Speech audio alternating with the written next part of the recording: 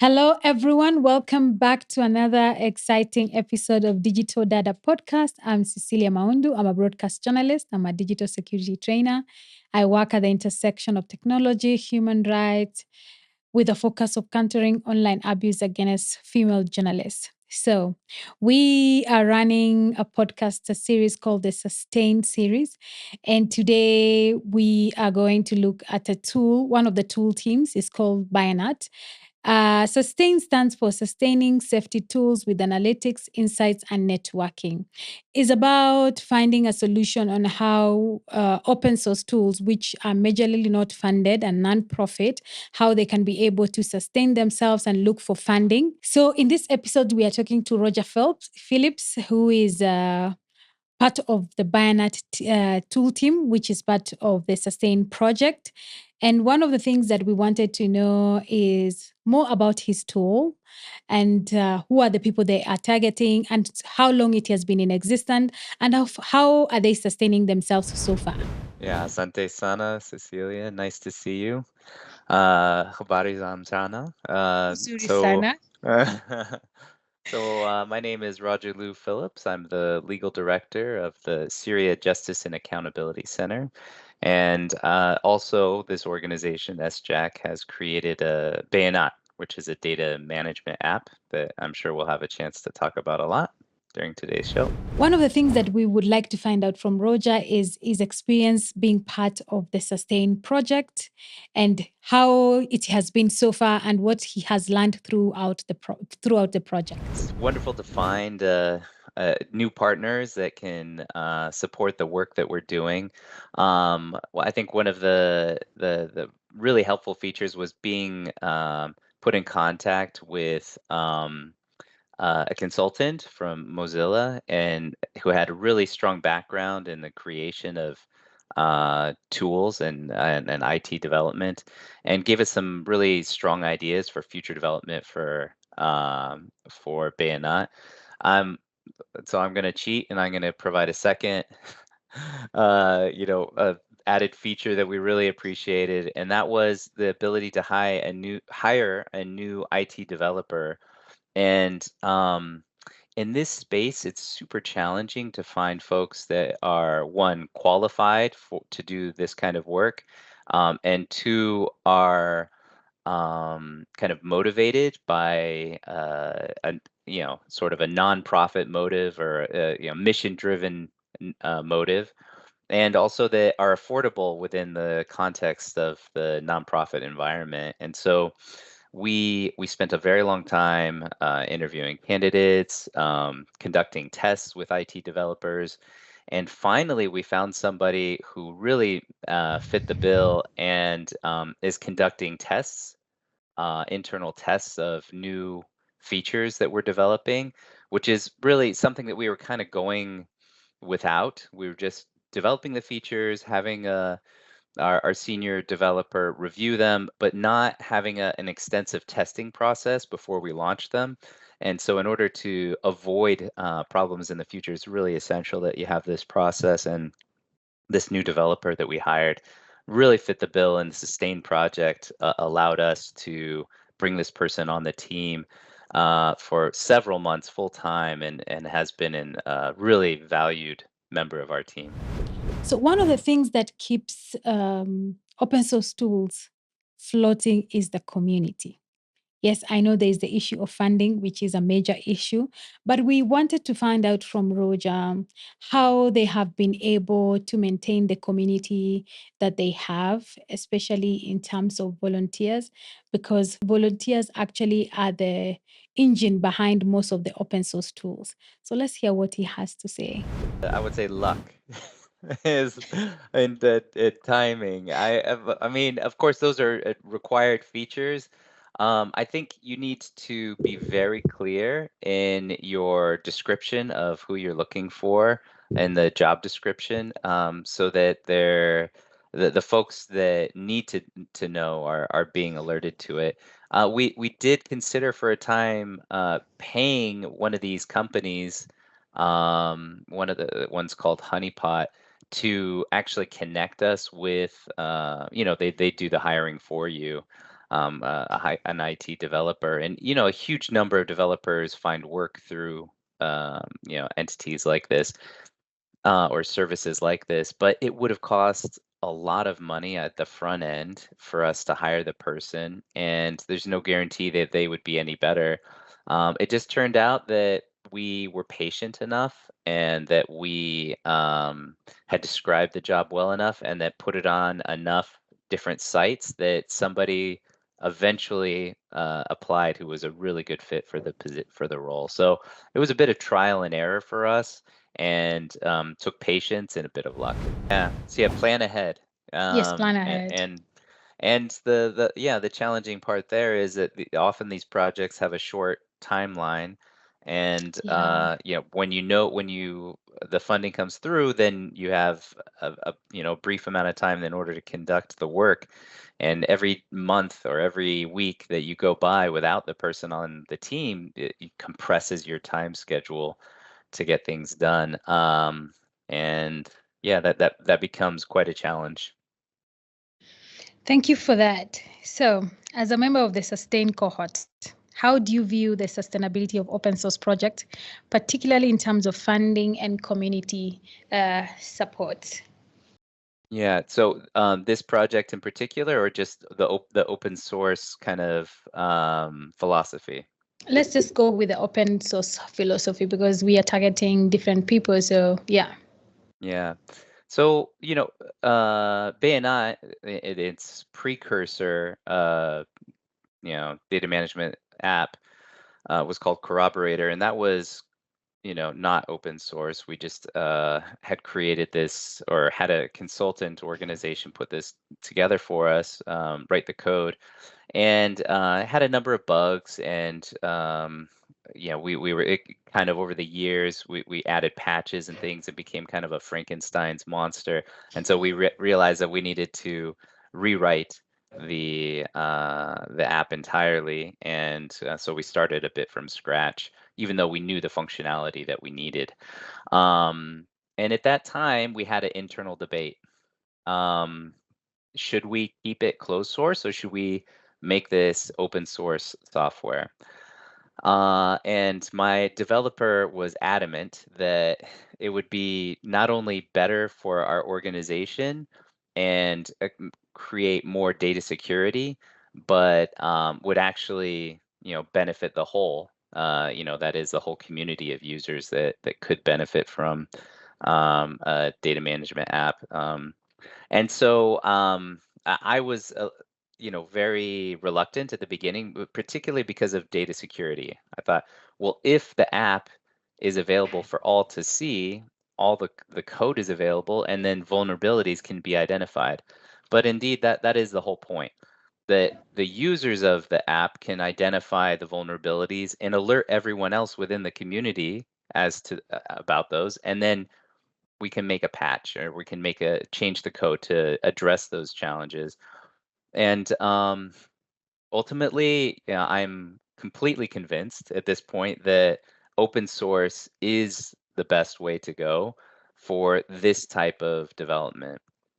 I think that, we've seen from our experience that there are a large number of organizations that are benefiting from it, that certain developers that engage with us have provided really valuable feedback about their interaction with the app, what modifications could be made.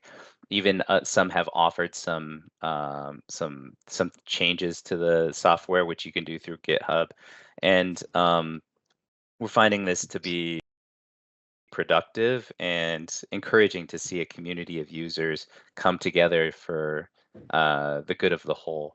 So yeah, I very much see our app as a public good, something that should be shared and that actually benefits from its openness, and the ability to share not only the tool, but all, the underlying code.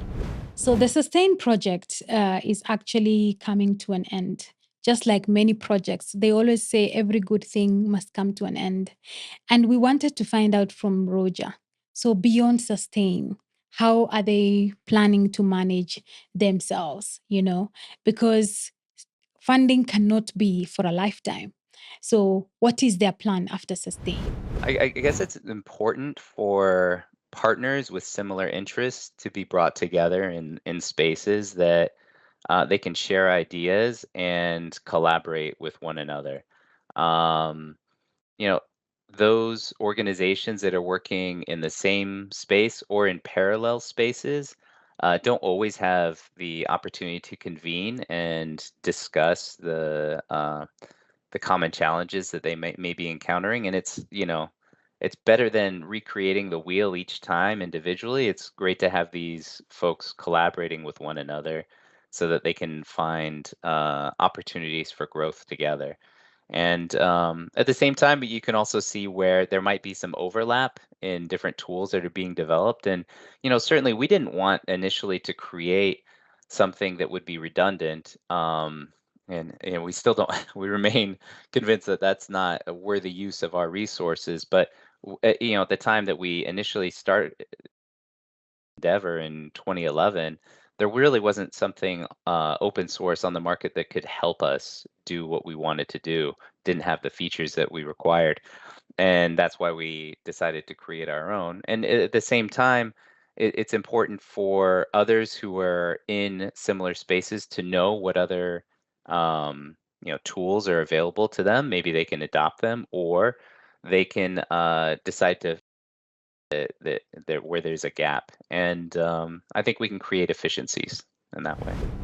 So, the other day we were in Brussels for the FOSDEM, but before FOSDEM, we had the Open Source Sustainability Symposium. And there was one of the panels that was a conversation that was talking about sustainability. And the topic of the panel was innovative approaches to open source sustainability. So they were talking about looking at sustainability away from funding, because we know, like, show me the money. Yes, money is needed when it comes to open source tools, but how do you look at sustainability beyond funding? And we wanted to hear Roger's sentiments regarding this. Yeah, it's a good question.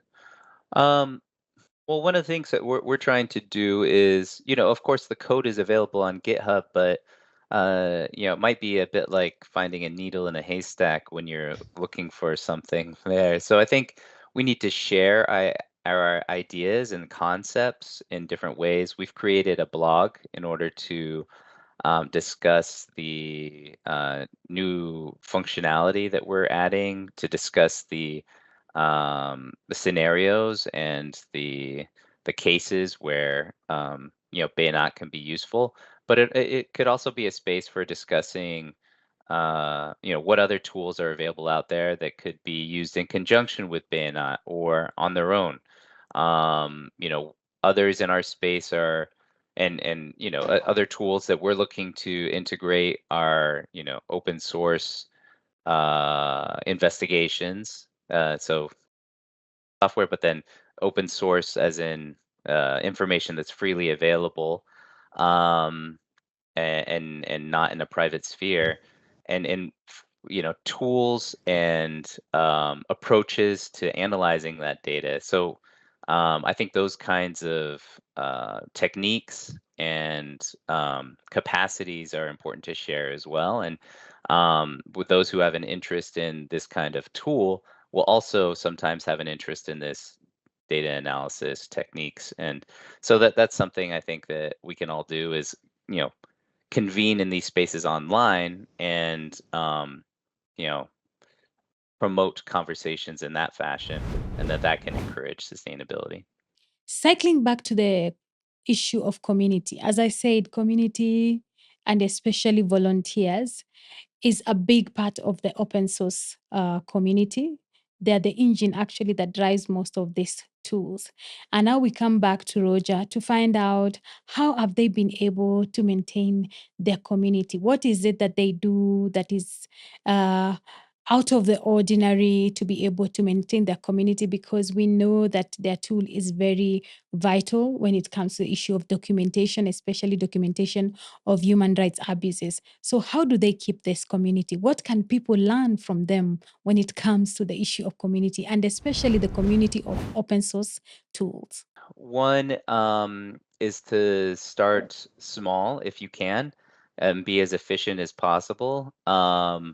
And so what our initial plan was for a relatively modest budget and to complete things in a way that was as simple as possible. Our the coding sort of philosophy of our IT developers is simplicity and efficiency.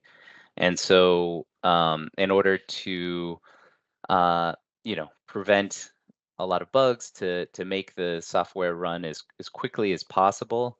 Or let me I call it software. The app is efficiently and quickly as possible.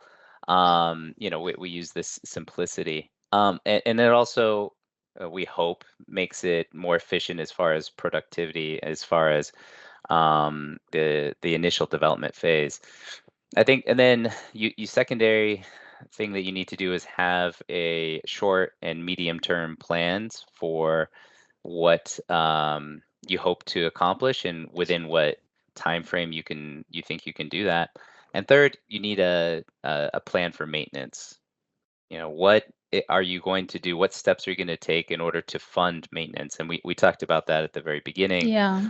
But I think folks need to be aware that that is going to be an ongoing issue, and it's easy to have sight on the creation of the tool and this, bright shiny object at the beginning, but to lose sight or just to leave to later the idea of, okay, how are we going to maintain this in the future? And as an open source project, I think you also need to pay attention to how are you going to create a community of users? Who's going to be the beneficiaries of this? And are there going to be sufficient users that can contribute to maintenance or upgrades or utilization of the app? And in this way, you know, help ensure the sustainability of the app. So yeah, a number of features. I think I started with three. I think I added a fourth at the end there, though. Let's talk about localization. Localization is something that is very dear to me. And when we talk about localization, we are talking about translation. How can we make these apps available in different languages? Because we know that a lot of the apps are in English language, and most of us, English is not our first language. So localization is very key for sustainability, because now it gives an opportunity for more people to be able to use this tool. And we wanted to hear from Roger. First of all, how many languages is Bayanat available in? And what are his thoughts and insights when it comes to localization? It can be very simple process. For example, in languages that are quite similar, Latin-based languages or Germanic-based languages, I think that there's this left to right, the using similar alphabets and what have you. But once you start talking about Arabic or Chinese or some of the languages in Southeast Asia, there's some additional complexity that's added to that process. Of course, a lot of IT users will be conversant enough in English to be able to use it, but that doesn't mean that all your users will be. Like data, folks that are inputting data into your app might need to have local language capabilities or the ability to use one of the major languages of the world. So I think for us, initially we had teams that are speaking Arabic and English, so it became a no-brainer that the app needed to work left to right as well as right to left. And that's not just simply with words. When you have different features throughout the page, can really mess up the configuration that way. So that was something that had to come in the planning from the very beginning, and it can't become an afterthought. You cannot have if you plan to have Arabic or Chinese, or Persian, one of these other languages that's right to left. I think you need to plan from the beginning. It can't just be, oh, we'll just translate it later. You need to, it becomes a design feature that you need to take into consideration as well. And also there's no need to localize your app into all the languages of the world if the users are going to be focused in, say, a particular continent, South America or Africa, for example. Um, of course, there can be linguistic diversity there as well, but maybe say you're focusing on West Africa and you think, okay, English and French will be the language, and the local languages there's too many of them, so we won't be able to localize in all of them. Or perhaps you have a situation in Ethiopia, and so you decide, well, the app is particularly suited for that situation, so let's localize for that particular context. I would say it can be a combination of being proactive and reactive. Groups may come to you and say, hey, what we see the use of your app to be really helpful in our context, and we would love to have it in Ukrainian. So that could be one way of approaching it. Or you could say, well, there are a huge number of users in the MENA region that require Arabic functionality, and so let's localize without even having developed yet partnerships. Let's already localize it in Arabic. So we've done a combination of those two things with our app, and we hope it helps to create a larger community of users. We're also curious to find out what does he envision for their tool? Like, what is their long-term plan? When you go for an interview and you're asked 5 years from now, 10 years from now, where do you see yourself? I think we tried to turn this question and ask Roger, what does he envision for this tool in the near future? And because maybe his vision, someone else can be able to gain something from it. So let's hear what are his vision for this tool. Well, sustainability means diversity of funding as well. So, I mean, the good thing about our app is we're not just developing it for others to use. It is a core requirement, a core part of our own infrastructure. So we have an internal sort of motivation in order to maintain it. So we'll be maintaining this app for our own use, but that will, as we update it, fix bugs, create new features, all of those are going to be open source and help other organizations. At the same time, we're always looking to develop new features and look for ways of obtaining a diversity of funding. One of the things that we're examining is how we can use this data set that we've created. We've analyzed over 450,000 videos, tagged them based on international humanitarian law. And so it's taken us 10 years to do that based on human review. If we can use the data set that we've created in order to train an AI tool in order to conduct that analysis on its own in the future, at least do a first cut of that, then I think we can save a huge amount of resources and reduce the psychosocial impact of reviewing these human rights abuses manually. So this is something that we're looking at doing in the future, and we're currently exploring ways that we could pursue that. So one critical question that we ask Roger is, what would he like funders to know? Like, for example, this project Sustain, which is sustaining safety tools with analytics, insights, and networking, is a project by Internews. As I said in the introduction, it is funded by DRL. What advice would Roger have for funders like DRL, or other funders? Open source is an incredible opportunity in order to create efficiencies based on scale. I think the DRL and other funders should embrace this open source community and also serve as a catalyst and a convener to bring folks together to discuss these ideas. but that new features shouldn't detract away from maintaining softwares that have proven their utility and needs to ensure the longevity of those particular tools. So maintenance should not be lost in that conversation. So they always say experience is the best teacher. And we wanted to know what is one experience that the Bayanat tool would pick from being part of the Sustain project? Well, that question is a way of us, as part of the Sustain team, finding out what we did right and what we could improve on in the future. Yeah, honestly, we just appreciate the additional support this has provided. We're on a growth trajectory right now, and Sustain has permitted us to look back at some of those things that were overlooked in the past, and that we can now ensure that there's a fully integrated process of development and testing.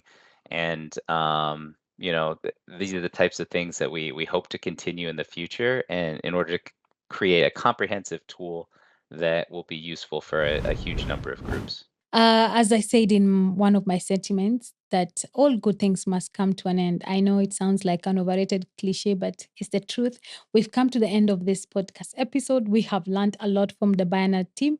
I hope the developers who will be able to watch this and the community of open source tools have learned something. And in case you have any question, please write to us and we will be able to answer it to the best of our ability. See you in the next episode.